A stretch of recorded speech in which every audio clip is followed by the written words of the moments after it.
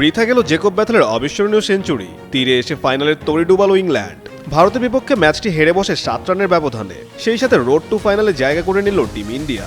ভারতের দেওয়া পাহাড়সম রানের বিপরীতে চোখে চোখ রেখে প্রতিরোধ গড়ার চেষ্টা করে ইংল্যান্ডও। তবে এদিন ব্যাথেলকে যোগ্য সমর্থন দিতে পারেনি ইংল্যান্ডের কোনো ব্যাটসম্যানই। তবে দর্শক সমর্থক থেকে শুরু করে ক্রিকেট বিশ্লেষকরাও বলছে সেমিফাইনাল ম্যাচ হয়েছে পুরোপুরি পয়সা উসুল।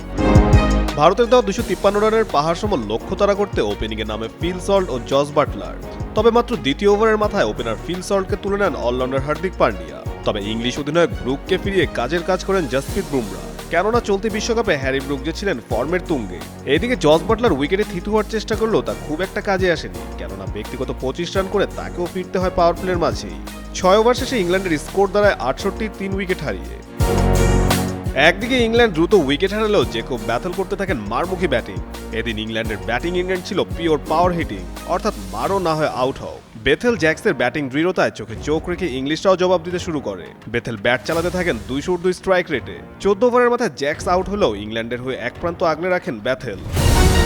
19তম ওভারে হার্দিককে ছক্কা হাঁকিয়ে ক্যারিয়ারের প্রথম সেঞ্চুরি তুলে নেন ব্যাথেল। তবে ম্যাচ শেষে সে সেঞ্চুরি কাজে আসেনি, কেননা 253 রান তারায় ইংল্যান্ড থেমেছে 246 রানে। কাজী সাকলেন আহমেদ, যুগান্তর স্পোর্টস।